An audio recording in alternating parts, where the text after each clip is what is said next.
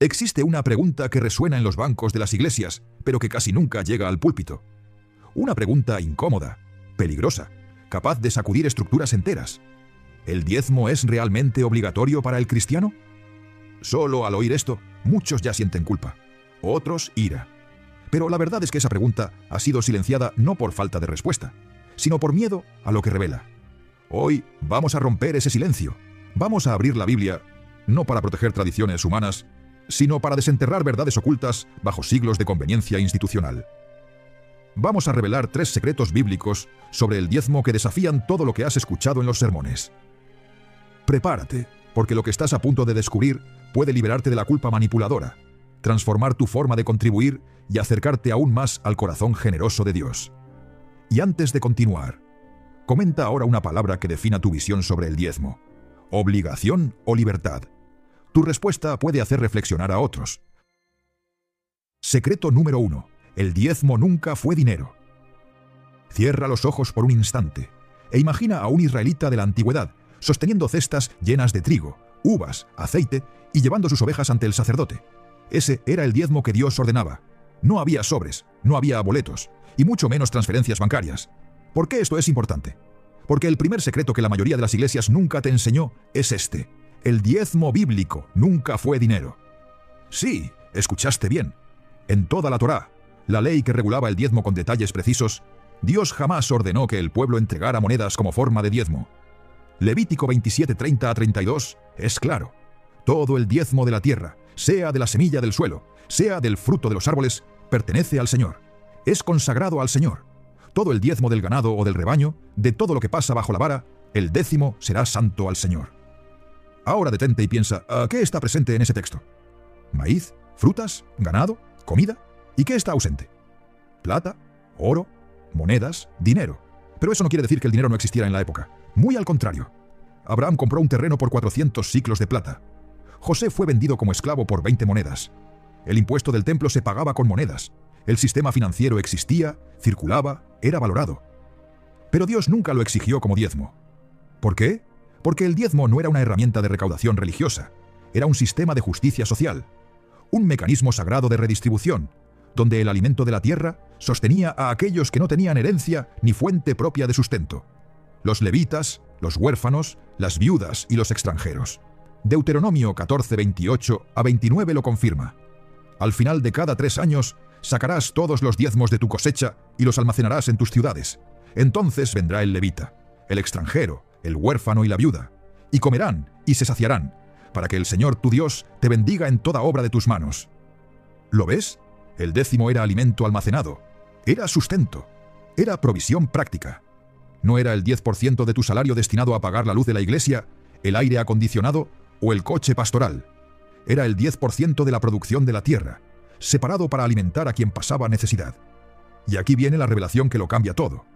Si eras carpintero, herrero, pescador o artesano, no estabas obligado a diezmar. Así es, la ley del diezmo no se aplicaba a quienes no trabajaban directamente con la tierra. Entonces, ¿cómo es posible que hoy tantos líderes impongan el diezmo como una obligación universal si en la propia ley de Moisés era específico y limitado? ¿Por qué exigen que cada cristiano done el 10% fijo de su salario, aunque viva en una ciudad, trabaje en una oficina y no cultive nada? La respuesta es incómoda.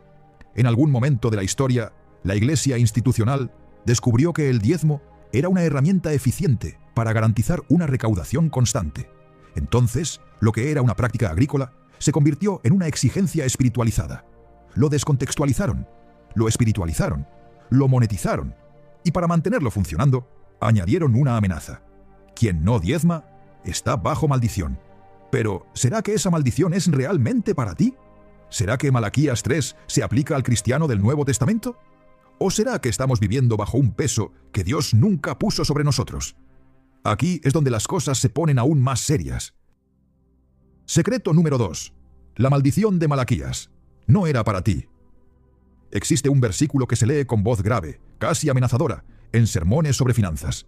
Un texto que muchos conocen de memoria, pero pocos entienden de verdad. Malaquías 3:8-9 dice: ¿robará el hombre a Dios? Pues vosotros me robáis, en vuestros diezmos y ofrendas. Malditos sois con maldición. Este es el versículo que durante décadas generó miedo, culpa e incluso vergüenza en millones de cristianos sinceros. Muchos ni siquiera sabían cómo pagar el alquiler, pero diezmaban por temor a estar robando a Dios. Pero el segundo secreto es este. Esa maldición de Malaquías no era para ti. Nunca lo fue. Para entenderlo, necesitas volver al contexto real del libro de Malaquías. No al contexto resumido que se cita en un sermón de domingo, sino al escenario completo. Malaquías profetiza alrededor del año 450 a.C., después del regreso del pueblo del exilio babilónico. El templo había sido reconstruido. Los rituales estaban en funcionamiento. Pero algo estaba profundamente mal. Los sacerdotes estaban corrompidos. Sí, los propios líderes espirituales. Los que debían velar por la santidad estaban distorsionando el culto y reteniendo el alimento destinado a los necesitados. Malaquías 1:6 revela con claridad a quién Dios está hablando. El hijo honra al padre y el siervo a su señor. Si soy padre, ¿dónde está mi honra? Oh sacerdotes, que despreciáis mi nombre. La reprensión es directa a los sacerdotes, no al pueblo en general. En los versículos siguientes, Dios acusa a estos líderes de ofrecer sacrificios defectuosos, de traer al altar animales ciegos, cojos, enfermos, y aún creer que estaban honrando al Señor. Y es en ese escenario de corrupción, en el altar, donde aparece Malaquías 3. Cuando Dios dice, «me robáis», ¿con quién está hablando? Con los sacerdotes que estaban desviando los diezmos alimentarios, los cereales, los granos, las provisiones que debían ir a los levitas, viudas, huérfanos y extranjeros. Y el versículo 10 lo comprueba. «Traed todos los diezmos al alfolí, para que haya alimento en mi casa». Alimento, comida, provisión, no dinero, no nómina pastoral, no alquiler de auditorios. Dios quería que hubiera alimento para los necesitados. Y los sacerdotes se lo estaban comiendo todo. Así que aquí va la revelación liberadora. Arasat, tú no eres un sacerdote levítico del siglo V a.C. No estás desviando alimentos consagrados. No estás reteniendo granos ni impidiendo que las viudas coman. Nunca estuviste bajo esa maldición. Y más aún, si estás en Cristo, la Biblia es clara en Gálatas 3:13. Cristo nos redimió de la maldición de la ley, haciéndose Él mismo maldición por nosotros. Toda maldición del antiguo pacto fue clavada en la cruz con Jesús. Entonces, ¿por qué aún te hacen creer que estás robando a Dios por no dar el 10% de tu salario? ¿Por qué sientes culpa, vergüenza, incluso indignidad espiritual, si no puedes diezmar? La respuesta es dura, pero necesaria, porque mantener a las personas con miedo es una forma eficiente de mantenerlas obedientes. Pero la verdad está a punto de volverse aún más impactante. Secreto número 3. El sacerdocio cambió, la ley cambió. Imagina un sistema religioso entero, basado en reglas, rituales y jerarquías. Ahora, imagina ese sistema siendo rasgado en dos en un solo instante, por el propio Dios. Eso fue exactamente lo que ocurrió cuando Jesús expiró en la cruz. El velo del templo se rasgó de arriba abajo, y con él cayó el sacerdocio levítico, los rituales antiguos y la obligación del diezmo como ley. Este es el tercer secreto. Cuando el sacerdocio cambió, la ley del diezmo también cambió. Hebreos 7:12. Es claro como el agua. Porque cambiado el sacerdocio, es necesario que también haya cambio de ley. El diezmo, en el Antiguo Testamento, formaba parte de la estructura sacerdotal de la tribu de Leví. Era el salario de los levitas, que no tenían herencia de tierra y vivían exclusivamente para el servicio en el templo. Números 18:21 lo confirma. A los hijos de Leví he dado todos los diezmos en Israel por heredad, por el servicio que prestan. Era un sistema específico, dirigido a una tribu específica, en un tiempo específico. Pero cuando Jesús se convirtió en nuestro sumo sacerdote, Él no era de la tribu de Leví, era de la tribu de Judá. Y eso lo cambia todo. El texto de Hebreos nos enseña que Jesús vino según el orden de Melquisedec, no de Aarón. Es decir, un nuevo sacerdocio fue establecido con una nueva lógica.